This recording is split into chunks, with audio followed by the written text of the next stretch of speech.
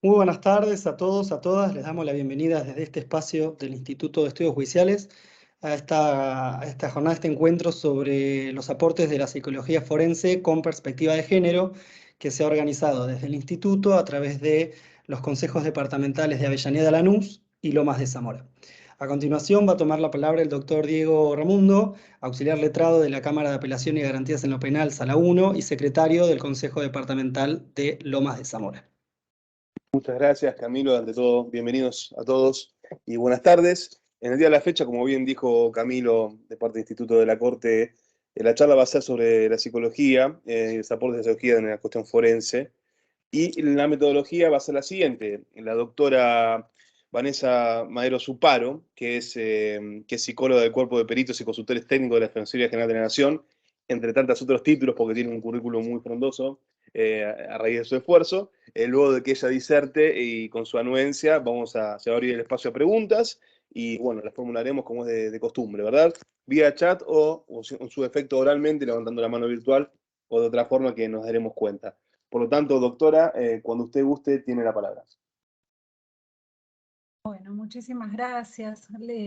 Quería agradecerle al Instituto de Estudios Judiciales de la Corte Suprema de la Provincia de Buenos Aires por la invitación, a Diego Muscolo, que fue el intermediario, así que bueno, y muchas gracias al doctor Ramundo. Es un placer estar acá con ustedes y vamos a tratar de que todo salga tecnológicamente bien, que es lo que más me preocupa. Y yo les propongo algo. Digamos, como somos todos profesionales y entendemos que estamos envueltos en estas temáticas, además de las preguntas que vamos a dejar para la finalización de la presentación, yo les propongo que cuando tengan una pregunta, interrumpan, abran el micrófono y lo vamos hablando y lo hacemos mucho más dinámico. Yo no se preocupen que después vuelvo y retomo por donde estaba sin dificultad, si les parece. Así que bueno, vamos a empezar, si quieren, por el Power, que yo me traje así como un disparador. Yo no lo veo ahora en la pantalla, ¿no? Ahí está cargando un momentito, ¿sí? Ah, buenísimo, buenísimo. Bien, les cuento un poquitito. Yo coordino el Departamento de Psicología del Cuerpo de Peritos y Consultores Técnicos de la Defensoría General de la Nación, y como el nombre lo indica, hacemos civil y penal, pero en la práctica realmente, como nuestro fuerte es lo penal, es a lo que mayormente nos dedicamos. Y esto se los digo porque claramente tiene relación desde donde voy a estar hablando a veces. Y además soy neuropsicólogo y soy especialista en criminología. Y la neuropsicología muchas veces, como interviene también fuertemente, a veces en el discurso que estoy teniendo. Y por otro lado, bueno, hace 15 años, más de 15 años que trabajo en el Hospital Moyano. Y eso también da un marco particular porque justamente al ser un hospital monovalente de mujeres, también permite de alguna manera trabajar con una población que es sumamente vulnerable, ¿no? Porque estoy hablando de mujeres locas y pobres, en su gran mayoría. Así que eso también hace a las temáticas que son de mi interés. Y un poco contarles cómo interviene la psicología con perspectiva de género en el ámbito de lo forense, en lo judicial. Voy a tomar el control como me acaban de enseñar. Ahí vamos. En principio, la idea mía era contarles un poquitito de qué se trata la perspectiva de género, aunque tal vez ya la hayan escuchado, y a veces lo que a mí me sucede es que me preocupa que estas temáticas que son como muy, muy necesarias, inundan como todos los aspectos de la vida y se tornan un poquitito así como sobrecargadas, ¿no? Como que uno las va escuchando todo el tiempo.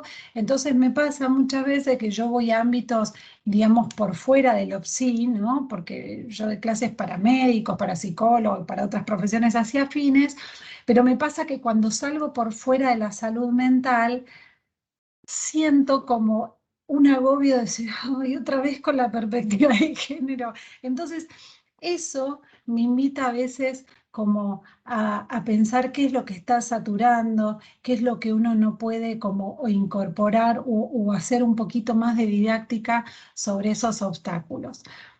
En primera medida, lo que les quería comentar es que la perspectiva de género es una herramienta. Eso es como lo básico, es una herramienta que es analítica y metodológica y que lo que permite es hacer una construcción de las relaciones de género de manera equitativa. Entonces, la perspectiva de género se apoya en que el género es una de las fuentes de mayor discriminación que hay, pero no es la única, ¿está bien? Porque la perspectiva de género reconoce otras fuentes de desigualdad, como por ejemplo es la etnia, la raza, la condición económica, la orientación sexual, hablamos de identidades de género, entre otras. ¿Está bien? Entonces, si bien yo me voy a basar estrictamente en el género, van a ver que de costado voy a ir haciendo alusión a otras categorías sociales que suelen ser fuente de esta inequidad. Entonces, cuando yo voy incorporando la perspectiva de género, claramente empiezo a cambiar la forma en que leo el mundo. Y esto es como todo, voy a volver atrás para no adelantarme. Si yo a un chico de 4 años le digo, mira las paralelas que forman los tubos fluorescentes de luz, claramente el chico no las va a poder ver porque no tiene incorporado el concepto y la noción de paralelas. Esto es como todas las teorías. Las teorías son una forma de mirar el mundo y nos permiten incorporar conceptos que dotan de sentido lo que vemos. Bueno, la perspectiva de género funciona de la misma manera. Lo que pasa es que requiere un trabajo extra. Ahora, ustedes me pueden decir, bueno, ok, ¿de dónde surge esta desigualdad en los géneros? ¿De dónde viene? Bueno, puntualmente el origen, yo les puedo decir que ya hace 2500 años atrás, con Aristóteles, que nadie le quita lo buen pensador, lo innovador que fue para su época, y también lo misógino, ¿no? Lo que arrastró en esos conceptos. Él ya hablaba de una ciudadanía diferenciada, ¿está bien? ¿Por qué? Porque él lo que decía, él tenía el concepto de Estado, ¿m? Y decía que el Estado se estructuraba al igual que un organismo. Él lo asimilaba con un organismo animal. Entonces decía, ok, las partes de ese todo tienen que cumplir bien sus funciones porque contribuyen al objetivo final, al objetivo máximo. Y para él, ¿cuál era el objetivo máximo? Bueno, él hablaba de la felicidad como un estado a alcanzar por el todo que hoy diríamos que es el Estado, ¿está bien? Pero para él el todo era la polis. Ahora, por supuesto que cuando hablaba de polis y hablaba de ese todo, no hacía alusión numérica de los habitantes, sino que hablaba de los ciudadanos de la polis. Pero los ciudadanos de la polis no eran todos, eran aquellos que tenían categoría de ciudadanos y entonces dejó por fuera los sirvientes, los esclavos, que en aquel momento tenían un estatuto diferente, los niños y las mujeres, porque las mujeres tenían también una ciudadanía diferenciada que no las hacía partícipe de la polis. Entonces, desde esos momentos, en esta ciudadanía que diferencia entre géneros, las mujeres tienen otro estatuto que queda en subordinación respecto de la figura del hombre. Y en los escritos de él en política, la frase célebre es: el macho es por naturaleza superior y la hembra inferior. Uno gobierna y el otro es gobernado. Este principio de necesidad se extiende a toda la humanidad. Entonces, de alguna manera, en la estructuración que se hace de ese, digamos, preestado, las mujeres tienen una participación diferente. Ahora bien, también nosotros tenemos, digamos, pensadoras como Lamb de Bush, que ella redactó la Declaración de los Derechos de la Mujer y de la Ciudadanía, participó en la Revolución Francesa. Miren, la Declaración de los Derechos de la Mujer es de 1971, no, perdón, 1791, puso al revés el número, y ella decía en ese momento, si la mujer puede subir al cadalso, también se le puede reconocer el derecho de subir a la tribuna, ¿no? Si tiene el derecho de ser juzgada, por supuesto que también tiene que tener decisión política. Claramente en el 93 fue apresada y termina en la guillotina. Pero una mujer que venía, por supuesto, y que había luchado en la Revolución Francesa por la igualdad, la libertad y la fraternidad, obviamente entendía que estos derechos, que esta promesa de libertad y de igualdad no tenía la misma injerencia para las mujeres. Por supuesto que fundó las bases de lo que fue la primera ola del feminismo. Con la modernidad empieza a aparecer la idea de ciudadanía universal, ¿no? Se empieza a esbozar la idea de sujeto, la idea de Estado y también del saber separado de la religión, ¿no? Se consolida ahí la ciencia como una disciplina secular que es autónoma y que ya empieza a diferenciarse del contenido religioso. Nosotros hemos tenido, digamos, grandes pensadoras que dieron origen a los feminismos. Porque los feminismos, ahora lo vamos a ver, porque son varios, pero que tienen una idea directriz. Acá en la modernidad el feminismo se lanza como movimiento y empieza de alguna manera a cuestionar, a socavar la determinación natural de este lugar de subordinación y de inferioridad que ocupa la mujer. Claramente que la Revolución Francesa marcó ahí un hito, ¿no? Una promesa, un ideal a construir que por supuesto nunca se alcanzó. Cuando yo me estoy refiriendo a la mujer, por supuesto que lo hago adrede, pero ustedes tienen que entender que hablo de mujeres y hablo de disidencias. Hablo de aquellos colectivos, ¿no? Del LGBTI+, por ser no minoritarios en número, sí por estar, digamos, o por gozar de las mismas opresiones o de las mismas discriminaciones que las mujeres. No tiene nada que ver con lo numérico, pero sí tiene que ver con esto que les estoy mostrando un poco de cómo se instauró todo esto.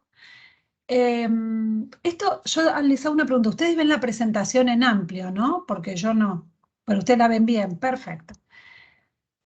Una vez que aparece el famoso contrato social de Rousseau, y que es esta obra política y filosófica que trata sobre justamente la libertad y la igualdad en un Estado instituido a través de un contrato social, no viene solo el contrato social, sino que viene de la mano del Emilio, la novela que Rousseau hace también en 1762 y que habla de la educación que debe tener el ciudadano, ¿no?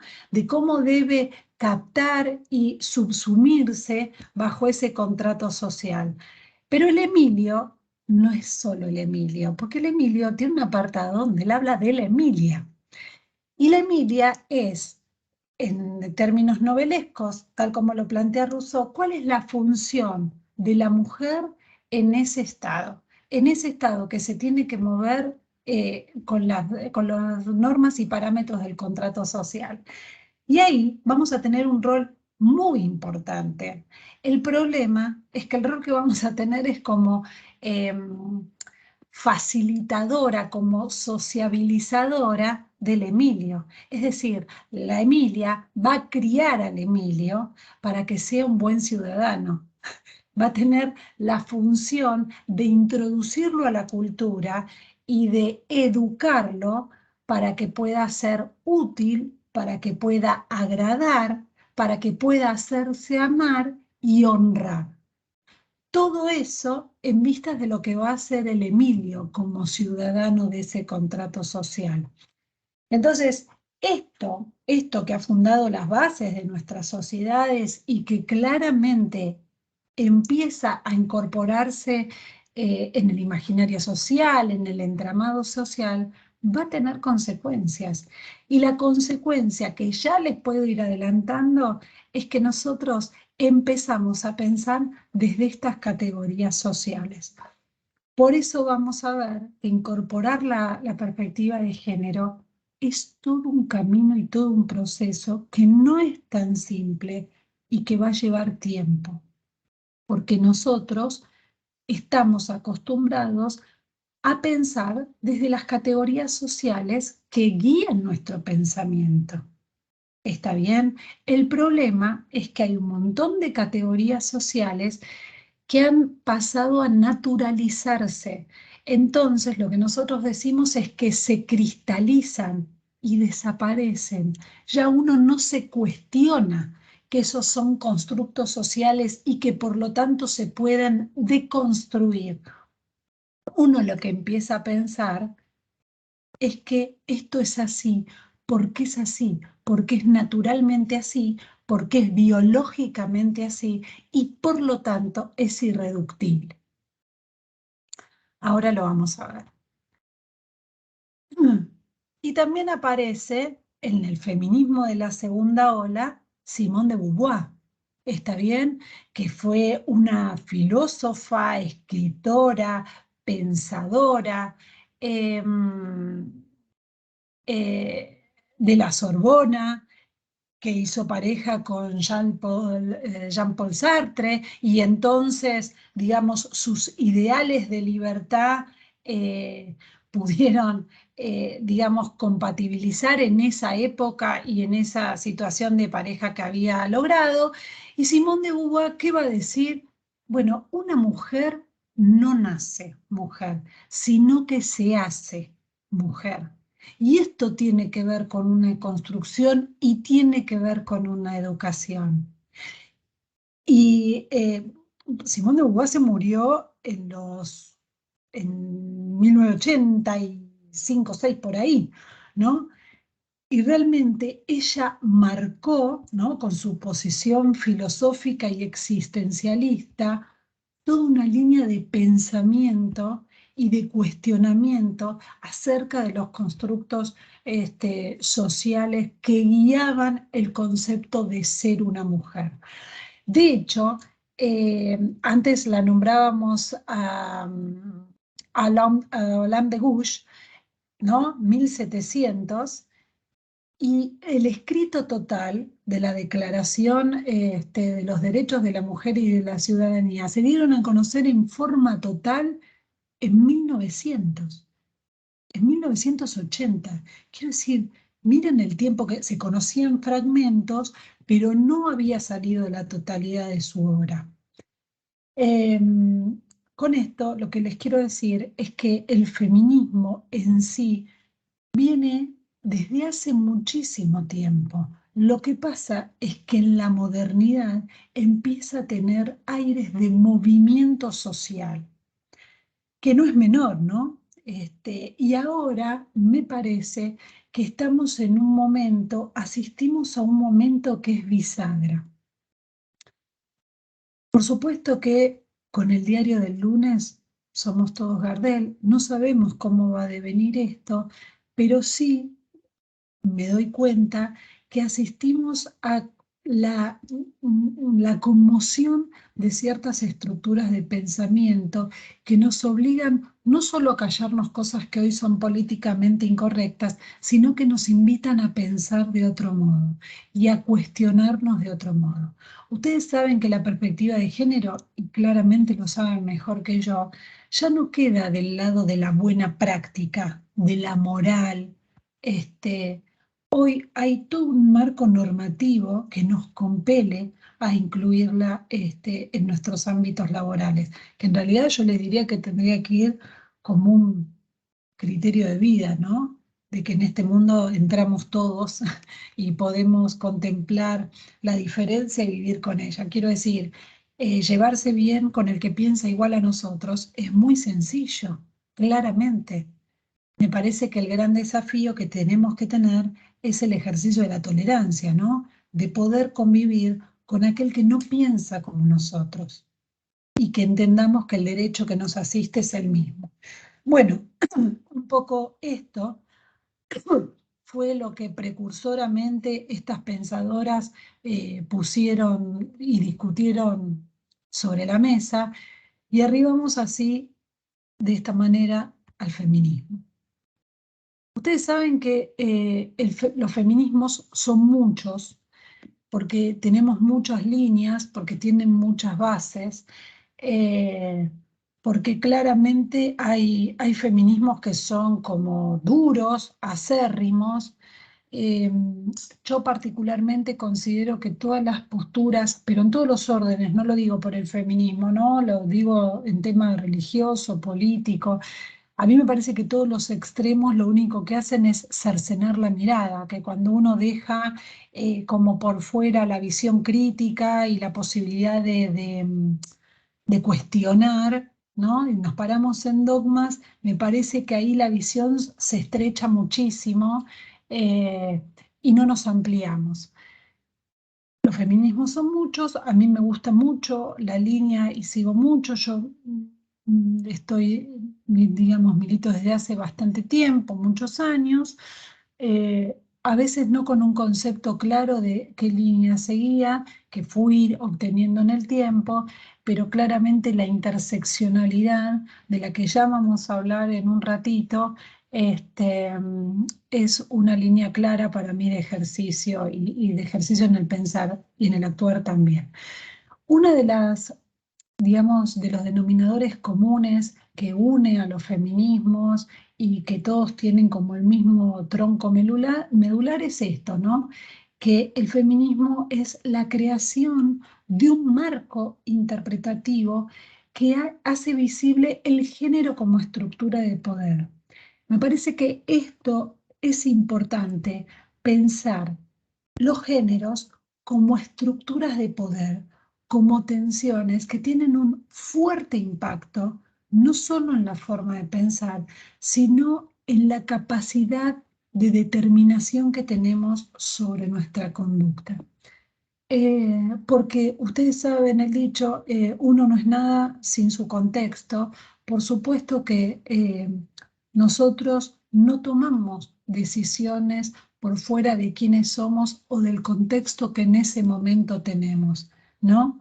Y si bien la conducta siempre tiene algo de impredecible, aún poniendo casi todas las variables iguales, con la misma persona, con el mismo sujeto como actor, es muy difícil que se vuelva a dar la misma conducta. Por eso es algo que no puede hacerse en laboratorio, no se puede reproducir una conducta así en el repertorio conductual amplio del que hablo en laboratorio, ¿no? Eh, y el contexto es algo muy importante. El contexto fuertemente, o lo pondría en otros términos, la conducta siempre tiene, es muy dependiente como variable del contexto en donde se mueve. En este sentido, estas estructuras de poder que van a estar mediante los géneros se manifiestan como violencia, ¿está bien? Y la violencia tiene muchas formas. Tiene formas que son mucho más visibles y que pueden como aprenderse con facilidad, ¿no? Por supuesto que si yo les digo el femicidio, la violación, los golpes, y voy bajando, ¿no? Las amenazas, o el abuso sexual, las amenazas, claramente es ostensible el nivel de violencia, pero hay otras violencias que siempre han quedado mucho más vedadas. De hecho, eh, la forma en que hablamos, ustedes saben y lo pueden escuchar, pero yo no les estoy hablando en lenguaje inclusivo, claramente, y es una discusión, digamos que no es este el momento, creo que tampoco el lugar para tenerla, pero que es muy interesante a nivel del lenguaje, cómo se transmiten estas categorías, cómo se dan estas estructuras de poder y esta subordinación de la cual las mujeres quedamos en una posición de inferioridad. De hecho, bastará con decirles, y esto es como para hacer una mínima muestra, ¿no? Como ustedes saben, la violencia la padecemos todos, hombres y mujeres, en mayor medida los hombres. Justamente también, aunque no lo crean, y ahora vamos a ver si tocamos algo de esto, por efecto del patriarcado. Pero la violencia sexual la padecemos muchísimo más las mujeres. ¿Está bien? Porque la sexualidad nuestra ha sido utilizada también como eje de nuestra dominación. ¿Está bien? A ver, pensemos como un poco en amplio. Ahora lo vamos a ir despejando. Si yo les digo otras formas de violencia, como la humillación, como en este iceberg es muy conocido porque lo hizo Amnistía Internacional y dio la vuelta al mundo y permite ver como gráficamente y en un golpe de vista cuáles son las formas más visibles y las más vedadas de cómo se ejerce la violencia. ¿Está bien? Pero si yo a ustedes les digo, por ejemplo, piensen cómo insultamos nosotros.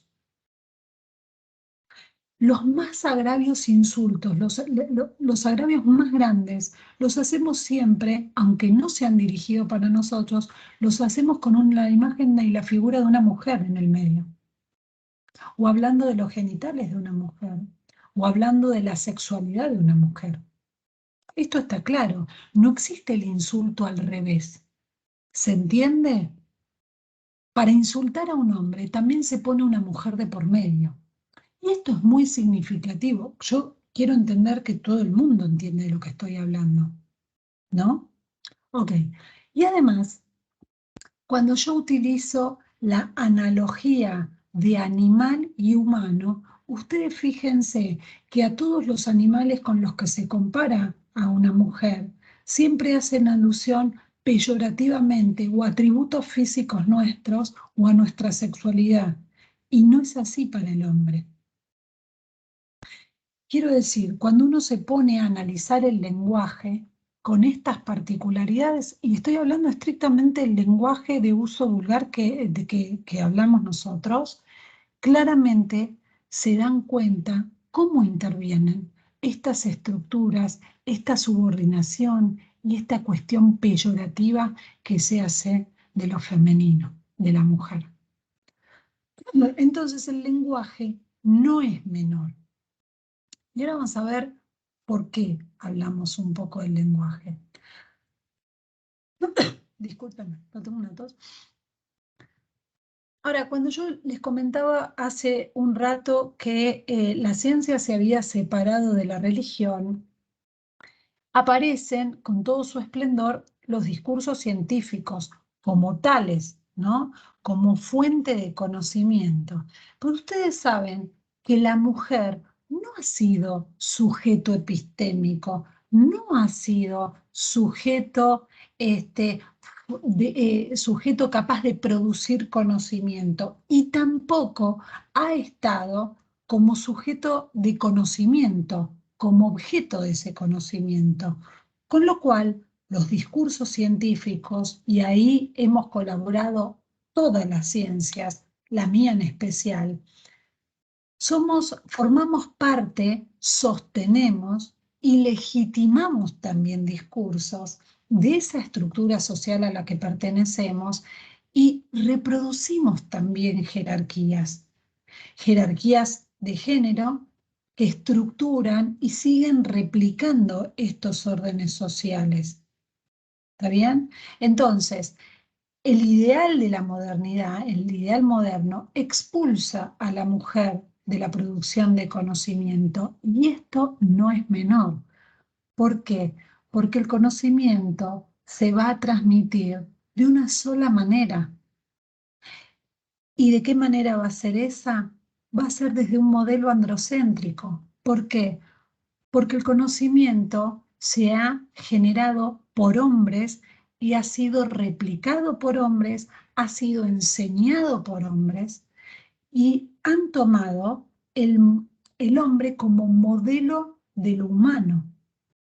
como aplicabilidad de todas las categorías. Y además, digamos, esto tiene un plus, que la historia también ha sido escrita por hombres. Son muy pocos, digamos, o se conocen en muchísima menos medida cómo las mujeres han participado de la historia y el gran rol que han tenido, pero no ha sido circular eso, digamos, no ha circulado socialmente su visión de la historia, su lectura de la historia. Entonces, esto define, digamos, el conocimiento como lugar androcéntrico por excelencia. ¿Se entiende lo que estoy diciendo? Les pido por favor, en cualquier momento pueden parar, podemos hablar, pueden preguntar. Digamos, esta es un súper breve raconto de cómo hemos llegado hasta nuestros días, cómo las ciencias hemos participado de una manera muy activa en los procesos, en las estructuras sociales, en las formas de pensar, en las formas de leer el mundo y fundamentalmente en las categorías, ¿no? En las categorías que hemos dado como científicas. Porque cuando nosotros apelamos, quiero decir nosotros, ¿no? Estamos en el terreno de lo jurídico, pero cuando en lo jurídico se convoca a las ciencias para que den su saber y su entender, ustedes entienden que nosotros hablamos de cosas científicas, constructos que son así, que son como decimos que son. ¿Por qué? Porque y además justamente con nosotros, que somos peritos. ¿Y un perito qué es? Bueno, un doctor, un experto, uno que tiene el conocimiento. Pero este conocimiento viene de ahí. Para desarmar este conocimiento se necesita tiempo, procesos, un juicio crítico, claramente crítico. A ver, yo me muevo en un mundo, entre comillas, de hombres, porque vengo de un hospital. Vengo de un hospital donde la mayoría son hombres o donde las mujeres no hemos tenido una participación tan activa en las decisiones políticas del hospital. Y después en el mundo de lo jurídico. Entonces, claramente esto lo vivo, lo entiendo, porque además lo ejerzo. Entonces, el androcentrismo se hace sentir en todos los discursos científicos que reproducen y que legitiman una sociedad que está jerarquizada de manera desigual. ¿Cómo lo hacemos? Como les dije al principio, a través de la naturalización y de la invisibilización de esa desigualdad. ¿Por qué? Porque lo hacemos pasar como categorías biológicas. Es así porque es así, porque está naturalmente dado. Y hay muy pocas cosas que están naturalmente dadas. De hecho, los constructos con los que trabajamos nosotros, ninguno. Bien, y para esto, nada mejor que Marta Minow, ¿no? Profesora en la Universidad de Harvard, donde dio una conferencia acerca de la imparcialidad del discurso jurídico, fue decana de la Escuela de Leyes en Harvard. Ella habló sobre la imparcialidad de la justicia y ella dice, bueno, en realidad no hay juezas y jueces que carezcan de puntos de vista. Todos tenemos puntos de vista y el proceso judicial es un espacio donde lo que se va a disputar es justamente cuál es el punto de vista que prevalece. Y en este sentido nos vamos a apartar. Sí, ¿hay alguien que abrió el micrófono que quiere preguntar algo? No, entonces me pareció, no se preocupa. Quiero decir, y entonces acá nos alejamos de la presunción de objetividad, de neutralidad, de universalidad, porque siempre vamos a estar mirando con categorías sociales que vienen de algún lado, que están estipuladas de algún lado, que han sido productos sociohistórico-políticos determinados y entonces son capaces de construirse, de cuestionar, en primer medida de cuestionarse. Ahora, ustedes saben que nosotros tenemos como pocas leyes hoy que dan cuenta clara de una discriminación, ¿no? Que hablan directamente o hacen alusión a cuestiones discriminatorias, justamente porque, bueno, no hace mucho, miren las leyes que yo les puse, fueron derogadas, ¿no? La patria potestad, el adulterio, el débito conyugal, el avenimiento, el desahogo sexual, delitos contra el honor. Bueno, en fin. Esto, si bien en la letra de la ley no está más, todavía sigue operando un patrón, nosotros hablamos de un patrón implícito, que todavía se puede escuchar en el discurso jurídico. Y que tiene que ver justamente con los estereotipos que se manejan y que violan, que atentan contra la garantía de imparcialidad.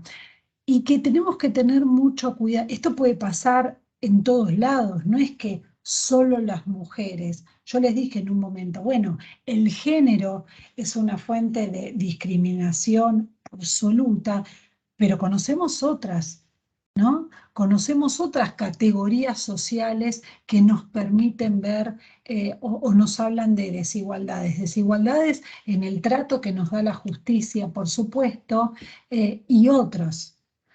Ahora, por supuesto que sin justicia no tenemos nada, esto está claro, pero tenemos que tener especial cuidado cuando el objeto de la justicia, y mucho más de la penal, les diría yo, son mujeres o disidencias, ¿no? Cuando tenemos una mujer delante y alguien que sea, o alguien que sea del colectivo LGBTI+, ahí tenemos que tener especial cuidado. ¿Por qué especial cuidado? Porque es mucho más fácil que se cuelen estereotipos. Entonces tenemos que tener como una alerta, una luz que vaya iluminando antes de nuestra lectura. Ahora, ¿esto quiere decir que las mujeres no cometemos delitos o que no tenemos el grado o la capacidad de maldad que tienen los hombres o que no podemos? No, de ninguna manera, en absoluto. Las mujeres podemos delinquir, lo que pasa es que no se ha estudiado tanto, quiero decir, en la criminología, ni hablar. Tenemos la misma capacidad, eso desde ya. Lo que pasa es que hay condiciones, a veces, y en algunas mujeres sobre todo, contextos de vulnerabilidad u otros factores que provocan que ese contexto determine fuertemente una conducta. Y hay factores que no los tienen los hombres, estructuralmente, así desde el llano. De hecho, les quiero comentar, y anota así como de pie de página, que la pandemia, esta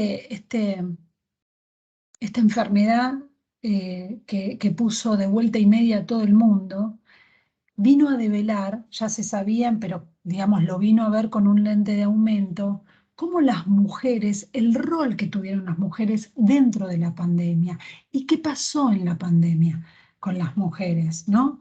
¿Cómo puede ser que todos los delitos disminuyeron menos el de la violencia? Justamente, la violencia de género fue el único delito que aumentó en la pandemia. Y otras cuestiones también, ¿no? Por ejemplo, hay una investigación, y esto lo pueden ver todos, de ONU Mujeres, que revela que las mujeres fuimos el 70% de la primera línea que peleó contra la pandemia. Quiero decir, todas las mujeres, entre las profesionales que estuvimos al frente, pero también todas las mujeres que se ocuparon de los cuidados, de enfermería, del lavado de la ropa, etc. Fuimos el 70% de la primera línea que luchó contra la pandemia. Sin embargo, no se la tuvieron en cuenta para las decisiones políticas sobre la pandemia. Y otros datos de color. Por ejemplo, las vacunas no se probaron igualitariamente en ambos géneros, por lo tanto, ONU Mujeres ya está alargando números de cómo las vacunas afectaron, por ejemplo, los ciclos menstruales de las mujeres que no se tuvieron en cuenta. Y entonces tenemos mujeres, no, yo no estoy hablando de Argentina, estoy hablando del mundo, ¿se entiende? Entonces estamos viendo alteraciones en los ciclos menstruales de las mujeres que no fueron previstos porque fueron mayoritariamente los hombres contra quienes se probó la vacuna. Y una pincelada más les comento. Los tapaboca se hicieron a imagen y semejanza con una media de la cara de los hombres, no de la cara de las mujeres. Por lo tanto, el 70% que fuimos las mujeres de la primera línea de pandemia tuvieron efectos más nocivos porque el tapaboca no se ajustaba de la misma forma que los hombres. Son todas cuestiones, estoy hablando de los profesionales, ¿ok? Son todas cuestiones que de alguna manera nos hacen notar cómo esto de tomar el hombre como imagen de lo universal trae impactos en distintas áreas. ¿Está bien? Y otra cuestión fundamental fue la sobrecarga en las tareas de cuidados. Las mujeres, y acá las que tenían trabajos informales fueron las que las que tuvieron una caída, tuvimos que hacer una combinación entre el espacio público y el espacio privado. ¿Por qué? Porque la sobrecarga en las tareas de cuidado, y cuando digo de tareas de cuidado me refiero a niños, ¿no? Niños, niñas y adolescentes, pero también a personas, adultos mayores y a personas con algún tipo de discapacidad. ¿Dónde lo pagamos esto? Bueno, justamente en lo que lo venimos apagando, en las dificultades económicas que tenemos, y por eso hablamos de feminización de la pobreza, y ahora lo vamos a ver, pero también en un impacto en la salud. ¿Por qué? Porque tuvimos que hacer malabares. Las que pudimos hacerlos nos encerramos en nuestras casas a ser profesionales así virtualmente. Por supuesto, los profesionales de la salud nunca dejamos de salir, pero hicimos este interjuego, pero además con los chicos a cuestas. Y esta sobrecarga en las tareas de cuidado, claramente tenemos un porcentaje elevadísimo de que las primeras fuimos las mujeres. No fueron así los hombres. Quiero decir, todo esto, a ver, todo esto para que vean cómo esto va estructurando, ¿no? Bueno, el chat de mamis, no hay casi chat de papis. Lo venimos los chats solventando, por supuesto que hay casos y casos, y yo tengo también, pero quiero decir, mayoritariamente se encargan las mujeres porque son las que están socialmente educadas para estas tareas de cuidado. Raquel Asensio, que es una abogada, tengo el honor, el alto honor de trabajar con ella en el Ministerio Público de la Defensa y que coordina la Comisión de Género. Bueno, también trabajo con Julieta Di Corleto, que son referentes indudables de estas temáticas. Ella dice que el derecho tiene pretensiones de neutralidad y objetividad que en realidad ocultan prácticas discriminatorias, ¿no? Que el enfoque de género lo que hace es revelar los estereotipos de género y cómo los mismos están exacerbados en el derecho penal y en la política criminal. Y por otro lado, que todo lo que el derecho penal no puede probar lo rellena con un estereotipo. Y esto es genial porque en realidad es una frase que yo no solo la veo, sino que la replico siempre porque me doy cuenta que muchas veces lo que se llena con estereotipos es la ignorancia. Es aquello que nosotros no tenemos certeza, se llena con estereotipos, ¿no? ¿Y cuáles son los estereotipos? Son estas categorías mentales desde las cuales miramos. Ahora bien, ¿y esto a dónde nos lleva? Gente, a un proceso de construcción, debería, ¿no? Tenemos la utopía de vivir en un proceso de construcción. Y no es fácil, porque yo creo que es un camino, es como desmentir un poco la realidad sobre la que pisamos.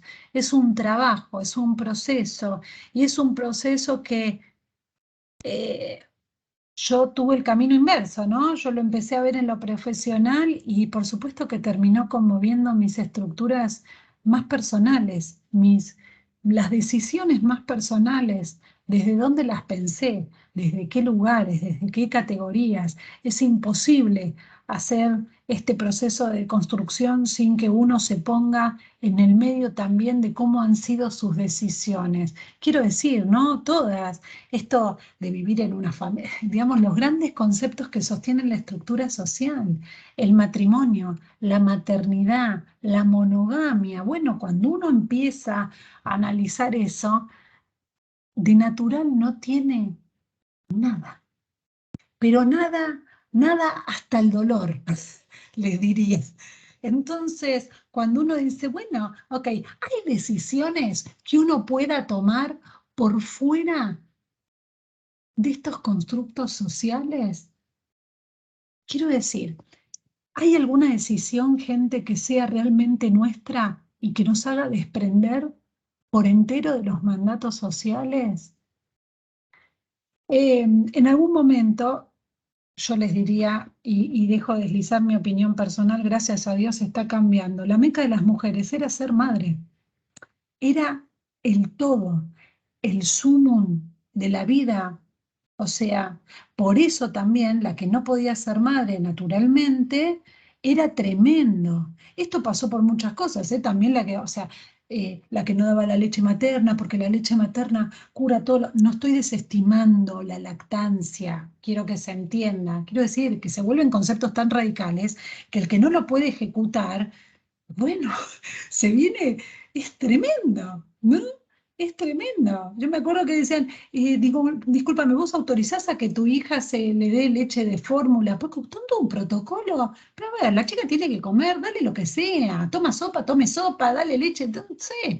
O sea, pero así como hay decisiones que a uno le salen como muy naturalmente, hay mujeres que de esto es una fuente de frustración, de dolor. Ahora, en algún momento nuestra vida pasó por ahí. Entonces, el cuento, ¿cómo era? Bueno, nos casamos, tenemos hijos y básicamente ya casi que nos echamos a morir, ¿no? Y entonces nuestro hijo es el todo, porque además está muy mal visto que un hijo no sea todo en nuestra vida, ¿no?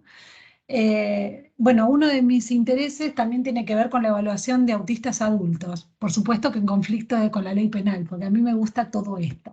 Y una de las frases célebres de una persona que yo evalué, que digo, Dios mío, qué claridad meridiana, uno le preguntó, bueno, pero cuando te dicen, ¿vos no darías la vida por tus hijos? Y entonces él me dice, pará, la vida por mis hijos la estoy usando, después puede ser que te la dé. Entonces yo digo, y sí, es necesario, le digo, dar la vida por los hijos, por ahí no todos lo vivimos de la misma manera.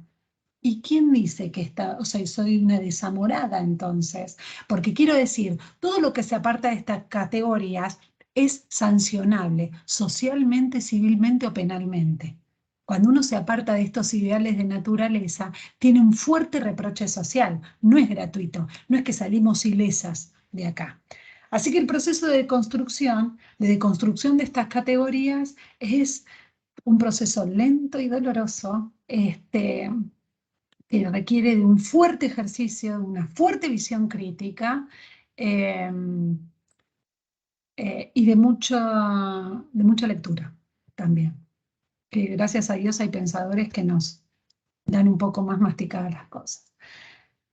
Y entonces otra vez volvemos al punto nodal, ¿no? Volvemos a donde empezamos. ¿Para qué la perspectiva de género? ¿Qué nos puede provocar? ¿En qué nos modifica? ¿En qué nos mueve la aguja del amperímetro? Bueno, la perspectiva de género nos sirve para esto, para poder comprender, ahondar, investigar conductas, pero sin desestimar el contexto, porque la perspectiva de género, lo primero que va a poner de relieve es, ok, esta es la conducta, pero ¿en qué contexto estaba operando? ¿No? Porque, digamos, después cuando me encuentro con el tamiz de la teoría del delito, parecieran todas categorías que son, que tienen una, digamos, una asepsia quirúrgica. Digo, bueno, a ver, ¿desde dónde las estamos mirando? El contexto claramente tiene que intervenir. Tiene que intervenir y tiene que ver si estas conductas, las reprochables, las jurídicamente reprochables, están condicionadas, tienen un fuerte condicionamiento o cómo se relacionan con este contexto. Y debe integrar, por supuesto, desde el inicio la investigación penal. ¿Por qué? Justamente porque si no se están vulnerando derechos, se están desprendiendo este contexto, no nos sirve, nos están faltando una pieza, una información. Y esto va como al lenguaje común. Si yo les digo a ustedes, yo veo a un empleado que viene totalmente desganado, que no tiene ganas de hacer nada, que realmente viene en baja, yo digo, bueno, a ver, ¿qué pasa? ¿Está bien? ¿Qué pasa? ¿Qué te pasa? ¿No te interesa el trabajo? ¿Tuviste algún problema? ¿Te pasó algo? Pero si yo a eso le pongo un contexto de duelo, bueno, mira, se le acaba de morir el padre, se le acaba de morir la mujer, se le acaba de morir, no sé, la mascota, claramente ese contexto lo que hace es dotar de sentido esa conducta.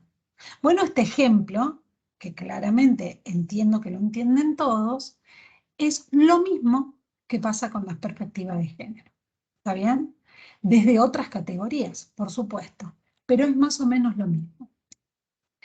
Y lo que hace, lo que debería hacer, es justamente esto de develar la posición de subalternidad.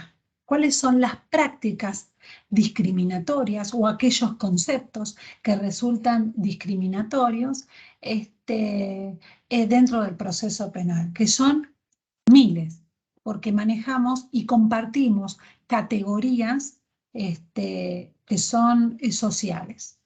Casi todas, les diría. Entonces, la perspectiva de género, la finalidad que tiene es justamente plantar un piso de igualdad, o por lo menos de que no se deslicen estos estereotipos. Bien, ¿y por qué yo nombré antes la teoría del delito? Bueno, justamente porque en la perspectiva de género lo que vamos a hacer nosotros es agarrar nuestros conceptos científicos, argumentos que son científicos, y cuando digo científicos lo que le quiero decir es que son válidos, que permiten explicar realidades diferentes. Entonces, cuando nosotros vamos a la teoría del delito, ¿no? A ver, bueno, conducta típica, antijurídica y culpable, la conducta es algo que lo dejo porque es como más sencillo, pero en la tipicidad, en la antijuricidad y en otra medida en la culpabilidad, esto debiera jugar. La perspectiva de género y estos constructos que la psicología tanto ha desarrollado, porque yo hablo de categorías que fueron redactadas en 1960 y anteriores, quiero decir, no son nuevas. Lo que pasa es que no pertenecen a un discurso androcéntrico y entonces no han sido difundidas. ¿Está bien? Pero son ampliamente estudiadas, tienen consenso dentro de mi ciencia, y necesitan ponerse otra vez de relieve. ¿Está bien? Entonces, en estos constructos que parecen que prescinden, ¿no? Que tienen una cuestión así de objetividad y de neutralidad, bueno, se deslizan los más grandes estereotipos de género que hay y necesitamos desandarlos. No entiendo por qué no se... porque, bueno, con transición me salió esta. Entonces, hablamos de condiciones de vulnerabilidad y la vulnerabilidad, el contexto de vulnerabilidad también es un concepto que ha sido como utilizado tanto que parece que no quiere decir nada. Y es un concepto que uno tiene que volver a la lectura y enfocarlo un poco desde dónde dice, cuando habla de vulnerabilidad, de qué está hablando, qué es lo que quiere decir realmente. Y entonces vamos a ver que hay un montón de condiciones de vulnerabilidad que hoy no suenan mucho en el oído, pero que todavía no tenemos tan incorporada como categoría y lo que provoca. Entonces nosotros hablamos de violencias de género, pero hablamos de raza, hablamos de etnia, hablamos de patología mental, porque la patología mental da lugar a grandes estereotipos también y a grandes discriminaciones. La feminización de la pobreza, ¿qué quiere decir esto? Bueno, ¿cómo es que las mujeres cada vez en el mundo somos más pobres? Y somos más pobres porque accedemos más a trabajos informales. ¿Y por qué accedemos más a trabajos informales? Porque tenemos sobrecarga en tareas de cuidado. ¿Y por qué tenemos sobrecarga en tareas de cuidado? Bueno, justamente porque hay una distribución y categorías sociales para las cuales fuimos educadas. ¿Está bien? Y entonces el cuidado parece que una naturalmente está preparada para cuidar a los hijos. Y esto que nos dicen, ¿no? Anda vos que sabés por qué llora. Y uno dice, te juro que lo conocí en el mismo momento que vos. Yo no sé por qué llora, pero nos atribuyen eso. ¿Por qué nos atribuyen eso? Porque hay un estereotipo de madre en el fondo que está operando. Cuando uno lo desarma, ¿por qué yo debiera saber por qué el bebé que tuvimos juntos y que nació en el mismo momento para vos y para mí, yo lo conozco más? Porque me estás atribuyendo una capacidad, que es la de saber. Después me estás atribuyendo otra, que es la de poder. Y la tercera es la de querer. Porque una buena madre todo lo puede, todo lo sabe y todo lo quiere. Eso, cuando lo deslizamos a lo penal, hace estragos.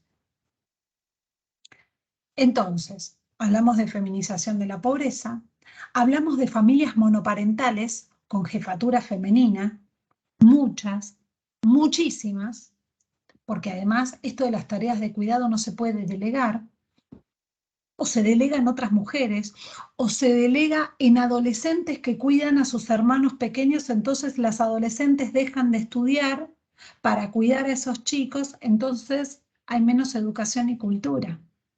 Entonces el acceso a un empleo formal baja. ¿Entienden, no? Toda la vuelta que estoy pegando. Y hablamos de desempleo, hablamos de subocupación femenina, hablamos de brecha salarial y de la sobrecarga en las tareas de cuidado. Todas estas condiciones son marcas de subalternidad. Y esto lo que nos da cuenta es de realidades distintas. ¿Por qué? Porque hay desigualdades en las relaciones de poder. Entonces, estas condiciones son las que nos exponen mucho más al sistema penal. No nos protegen del sistema penal, nos exponen, nos arrojan mucho más que otras condiciones que pueden tener los hombres. Y acá un concepto que me encanta. Kimberly Crenshaw habla de interseccionalidad, es una abogada que siempre se dedicó a cuestiones de género, y ella en realidad lo que dice, y da unos ejemplos que son gloriosos, ella dice que hay categorías sociales que intervienen agravando la discriminación que padecen las mujeres. Entonces habla de la interseccionalidad. Hay capas que como la cebolla se van superponiendo y que esas categorías sociales, ella dice, bueno, esas categorías sociales pueden transformarse en privilegios, ¿no? Según en base a la categoría social o a la pertenencia que tienen, o pueden agravar la discriminación. Y entonces ella empieza y explica, dice, bueno, mira, la condición de género, que una persona sea mujer, tenga una raza, por ejemplo, como ella, afro o afrodescendiente, que sea pobre, que sea migrante, la condición de migrante, el estado civil, el estatuto que alguna vez tuvo el estado civil, cómo interviene, el ejercicio maternal y la salud, son todas condiciones que agravan la discriminación que sufren las mujeres. Por eso habla de interseccionalidad. y ustedes pueden decir, bueno, ok, es como las condiciones de vulnerabilidad. Sí, exactamente eso. Lo que pasa que se intersectan, se solapan unas a otras y arman esas categorías sociales de exclusión. Y es un concepto que nosotros trabajamos muchísimo, ¿no? Entonces, digamos, todas estas cuestiones que vimos, que estuvimos viendo hasta ahora, nosotros, ¿cómo las vemos? ¿Dónde las vemos? ¿Cómo las desarmamos? Bueno, las vemos en muchas ocasiones, en muchas causas disímiles, pero yo siempre hablo de tres, no porque sean solo estas tres, sino porque estas tres son las que más permiten o ver de una manera con mucho más aumento dónde se cuelan estos estereotipos. Y entonces vamos a hablar de las causas en que se le imputa a una mujer el homicidio o las lesiones del cónyuge en contextos de violencia de género, porque vuelvo a repetir, una mujer tiene la misma capacidad de matar con alevosía, lo mismo. Estoy hablando cuando estas conductas se dan dentro de este contexto. No estoy hablando de ningún otro homicidio en ningún otro contexto que no sea este. Estoy hablando de los delitos de estatus, ¿no? Del incumplimiento de esos roles que son socialmente establecidos, porque a mí me ha pasado, y de hecho, a ver si lo tengo por acá, que es un libro que hicieron unas chicas de la Defensoría. Bueno, no lo tengo, como siempre cuando quiero tener algo a mano. Dicen que tuve un bebé, que es un texto que compila distintas causas, ¿no? De mujeres que han sido imputadas por bueno, lo que nosotros llamamos eventos obstétricos. Antes era infanticidio, igual la figura legal ustedes saben que no está, creo que el 94 en nuestro código. Cómo en estas cuestiones, en estos delitos, los estereotipos copan casi toda la parada, ¿no? Y hasta a veces se le han imputado figuras que no existen. ¿No? Y ahí dicen que tuve un bebé, está como muy bien graficado. Y en tráfico de drogas, ¿no? En lo que llamamos narcomenudeo, que es el tráfico de drogas a pequeñas escalas, donde justamente para los eslabones más débiles se utilizan mujeres. No me gusta decirle mujeres mula, la verdad. Me parece que es terrible, que hasta el nombre ni siquiera lo grafica. Me parece que es correcto hablar de narcomenudeo. Y hasta han sido mujeres, por ejemplo, que son como distractores, ¿no? Cuando la fuerte carga está en otro lado, las dejan, digamos, como muy expuestas para que las pesquen con esta situación, para que en ese mismo momento pasen otras cantidades mayores de droga. Bueno, hay una particularidad, ¿no?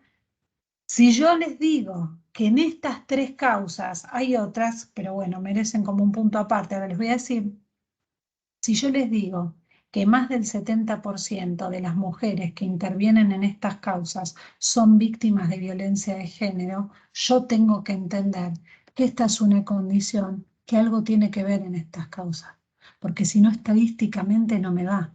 Quiero decir, si yo, la mayoría de estas causas, tengo mujeres que de alguna u otra forma han sido víctimas de violencia de género, tengo que entender que este es un factor que de alguna manera me incide en la conducta. Es imposible, sino que se dé el fenómeno. ¿Se entiende? Entonces, ¿qué pasa? Bueno, y el punto aparte que yo les decía son estas causas, por ahí lo que pasa que acá, digamos, intervienen otras cuestiones que tienen que ver con el infanticidio, ¿no? Con los eventos obstétricos que terminan en la muerte de un bebé, de un recién nacido o el abandono que se da en algunos lugares que son como aparte. Por eso tampoco tienen mucho de estereotipo, ¿eh? Esas causas tienen estereotipos justamente por la buena madre, pero merecen un punto aparte porque no todas de esas mujeres son víctimas de violencia de género. Muchas de ellas no, porque tienen que ver con otros factores, pero estas sí. Estas tres causas de movida dan mucho lugar a que estos estereotipos suplan estas cuestiones.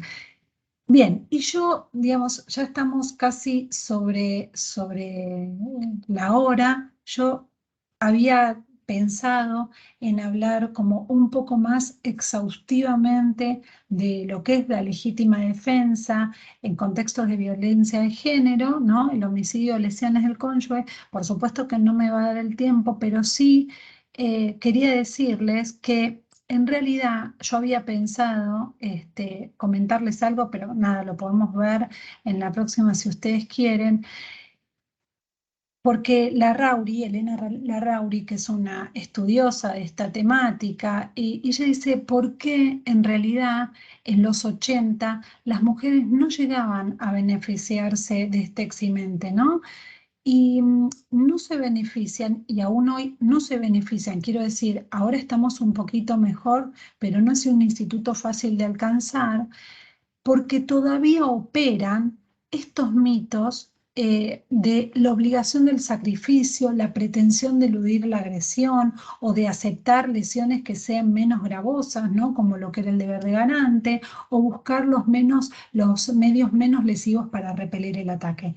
Lo que se ve en estas causas, que son una de las causas a las que yo fuertemente me dedico, es como todavía en el razonamiento de los operadores judiciales operan categorías que se alejan diametralmente de todos los conocimientos que tenemos al día de hoy de la violencia intrafamiliar, y que es una de las violencias que de forma más vedada se da, porque adquiere formas que no son las que se transmiten en el Vox Populi. Y déjenme mostrarles esto nada más. Bueno, esto, solicitar ayuda a un tercero, abandonar el hogar, nada de esto es real. Les quería mostrar esto, un poquito de dato duro. En el 2020 se produjeron, esto es el observatorio, ahora sí que nos ven, se provocaron 298 femicidios. Quiero decirles de esto, y es lo que más me importa destacar. Primero, que hay 256 chicos que se quedaron sin su madre. Esto de movida, ¿no? El daño colateral, las balas perdidas de esta historia. Y por el otro lado, comentarles que el 65,1, que es altísimo, se provocó en la vivienda de la víctima, ¿no? Y el 5,4 en la vivienda del agresor. Esto implica, y esto ha sido así desde siempre, que el hogar, la casa de uno, es uno de los lugares más peligrosos en los que puede estar una mujer, porque es donde generalmente se provoca el ataque. ¿Por qué se provoca el ataque? Porque es donde se puede encontrar a la víctima o en soledad o con hijos que no pueden repeler o no tienen la capacidad de repeler con eficacia el ataque. Entonces, la presunción de abandonar el hogar justamente es lo contrario a lo que pasa, porque toda la bibliografía que hay a nivel mundial indica que cuando una mujer quiere salir de la relación violenta, se redobla la gravedad de las lesiones y las amenazas. Así que es un momento en el que la mujer necesita muchísima ayuda y armarse, digamos, todo un entorno que la pueda acompañar. Esto es como para que vean, ¿no? Digamos, lo peligroso y por qué justamente los homicidios en contexto de violencia de género se dan acá. ¿Por qué no se dan en la calle y por qué no se dan en ningún otro lado? Bueno, muchas cosas, nada, por decir, pero esto quedará para otra, de que eran conceptos que yo les traía exclusivos de la violencia de género. Y sí, lo que les quería decir era que la perspectiva de género no busca una mirada benevolente por ser mujeres o por ser víctimas de violencia de género. Lo que busca es un principio de no discriminación. ¿Está bien? Eso únicamente. Bueno, nada, quedan 10 minutos. Y a mí me gustaría que, nada, si tienen alguna pregunta, que podemos charlar o discutir, porque no me interrumpieron, fue sin repetir y sin soplar. Casi el monólogo de Tato Bores, así que no sé, si a esta altura se durmieron. Muchas Ah, gracias, licenciada. Bueno, como bien dijiste, queda abierto el espacio a preguntas, por lo que quieran hacer o comentar o una reflexión si quieren. Tengo una pregunta aquí por un WhatsApp personal que justo estaban hablando, sé que nos animamos a hacerlo en grupo, y me preguntan sobre cómo opera el feminismo y la teoría del delito en el contexto internacional. ¿cómo opera en el contexto internacional? ¿Cómo opera la teoría del delito? Y No el entiendo la feminismo. pregunta. El feminismo dentro de estas nuevas teorías del feminismo. Ah, a ver, el feminismo es un movimiento claramente que está en todo el mundo y que por supuesto va haciendo, porque además son tantas las agrupaciones que tenemos que van como socavando toda la doctrina penal tradicional, ¿no? No solo lo penal, quiero decir, lo penal, pues estamos hablando de esto, y va teniendo, digamos, mucha escucha y mucho retorno, sobre todo por digamos, sobre todo por la agrupación de mujeres, ¿no? No solo de mujeres juezas, de todas las mujeres que servimos, digamos, a lo judicial. Pero sí, déjenme decir que en Latinoamérica nosotros somos un referente, porque el movimiento latinoamericano y mucho más en Argentina es un movimiento con mucha participación. Tiene una participación muy activa desde hace muchos años, con mucha producción académica nuestra. Entonces es un movimiento que somos un referente en el mundo. Y también yo creo que vamos consiguiendo ahí, no sé, tendría un poco que chequear, pero a nivel nacional me parece que estamos haciendo un trabajo que ha sido muy destacado, ¿no? Se utilizan muchos textos nuestros afuera. Bueno, nada, nosotros hemos trabajado junto con el Ministerio Público de la Defensa, con Eurosocial hace un par de años, con Rita Segato, que es una socióloga, bueno, feminista muy reconocida, y con Patricia Laurenzo, digamos, Julieta Di Corleto, Raquel Asensio, Cecilia González, digamos, en mujeres imputadas y todas las categorías que se utilizan para incluir transversalmente la perspectiva de género. Así que vamos. Muchas gracias, licenciada. Continúa circulando la palabra. No sé si alguien tiene algo, había salido en el chat, pero yo no lo veo. Algo de la clase, no sé. Si van a mandar la Quizás grabación de la conferencia. Sí, esto va a ser grabado oportunamente en YouTube y se puede ver las veces que sea necesario que lo quieran. ahí está la respuesta entonces. Bueno, no sé, Hay un dejo de timidez, licenciada, pero fue porque la conferencia fue bastante esclarecedora, así que yo les es apabullé. es un impacto que es entendible. Bueno, nada, me parece que hay un poco como que yo creo que esto requiere de un fuerte trabajo interdisciplinario. Me parece que esto no se puede hacer en una sola disciplina. Me parece que siempre está muy bien que una disciplina pueda aportar sus conocimientos, una mirada distinta. Por ahí, desde la defensa, yo siempre digo que trabajar con la defensa es ir con viento en contra, ¿no? Y eso nos requiere siempre estar como analizando y pensando desde un lugar y desde categorías críticas a lo tradicional, a las utilizadas tradicionalmente. Y eso lo que hace es un ejercicio, ¿no? Un ejercicio de todo el tiempo mantenerse como despierto, ¿no? Con qué categorías analizamos lo que estamos analizando. Y me parece que es de mucha amplitud convocar otros discursos científicos. Quiero decir, yo soy en el Defensora, no hago nada, pero sin los sociólogos, que a mí me parece un placer escucharlo, trabajo con psiquiatras.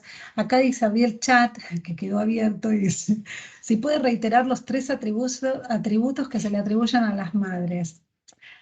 Eso es está bueno para verlo. A las madres se nos atribuyen el querer, el saber y el poder.